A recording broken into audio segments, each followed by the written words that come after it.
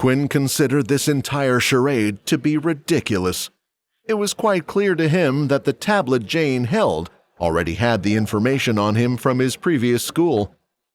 They should know that he had never possessed any ability and that his financial status would never allow him to buy one. And yet he struggled with the answer to her question. Before coming to military school, Quinn had done a bit of research himself. Unlike Peter, he already knew that the military freely gave all students who had no ability their very own ability book. Everyone would receive a Level 1 Earth ability book. This way, all those students like Peter would suddenly become indebted to the military. Not only that, but the military also had a hold on nearly all of the Earth-type ability books and the corresponding skill books. In other words, if you ever wanted to increase your strength, you would have to stay loyal to the military, and in return, they would give you more power. Before Quinn had been granted that system from his book, he had made up his mind to accept it. Even if he didn't join the military after 2 years, an Earth ability was handy to have. With it, one should be able to find quick employment, since the Earth ability was useful in construction. And this was exactly where the problem came in. Quinn already seemed to have an ability, which meant he was unable to learn a new one. The ability book they would give him was practically useless. He was also pretty sure they would keep tabs on every student they had given the ability book to, meaning the teachers would expect him to use Earth powers one of these days. Quinn took a deep breath and answered, "I don't have an ability." Just like before, the hooded man standing by Jane's side plucked a book from thin air and handed her the book. Her eyes were cold and emotionless as she handed it to Quinn. Quinn took the book from Jane, but suddenly another screen appeared before him. Unable to learn this ability. Would you like to convert the book into 10 EXP?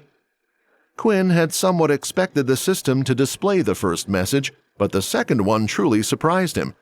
He was really tempted to take the book and use it as a form of EXP, but he knew there would be questions asked later on.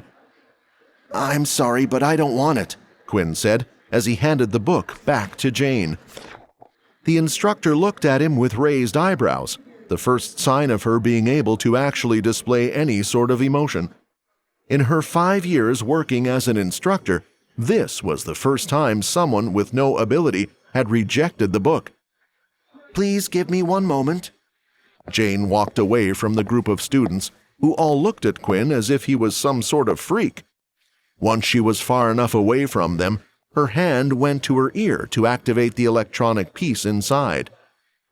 "A student by the name of Quinn Talon doesn't want to accept the ability book. I await instructions on how to deal with this outlier," Jane asked, speaking into her earpiece. "No need to force him. Just let him take the test and report back if he shows promise," the mysterious man on the other side instructed her. As the man hung up, he couldn't help but think that this Quinn seemed like an interesting student. He began to check on the corresponding file, which left him puzzled. The student had no ability, and according to their research, he also should not have any relations with the group Pure either. "Let's see how long you can survive in this cruel world, Quinn," the man said to himself, leaning back into his seat.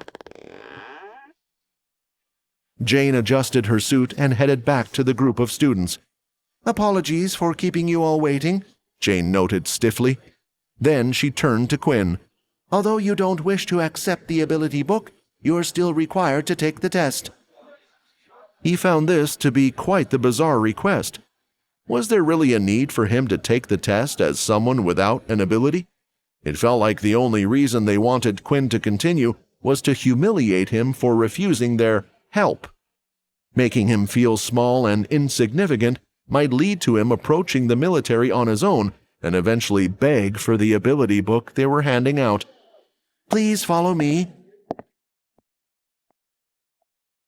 Jane took Quinn a little further out onto the field, where Quinn noticed that there were huge craters in the ground, burn marks, patches of the ground scorched and burned like there had been some fire.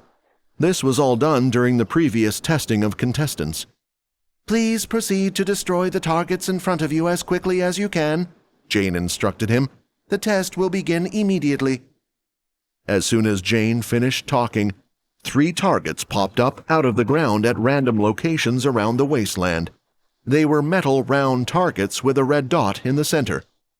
The problem was, when Quinn tried to look for the targets, everything appeared like a blur in the distance. He noticed that his perfect eyesight suddenly wasn't so perfect anymore. Is this because I'm out in the sunlight? Quinn thought. Quinn had no choice but to slowly run up to each of the targets and hit them with his fist, one by one.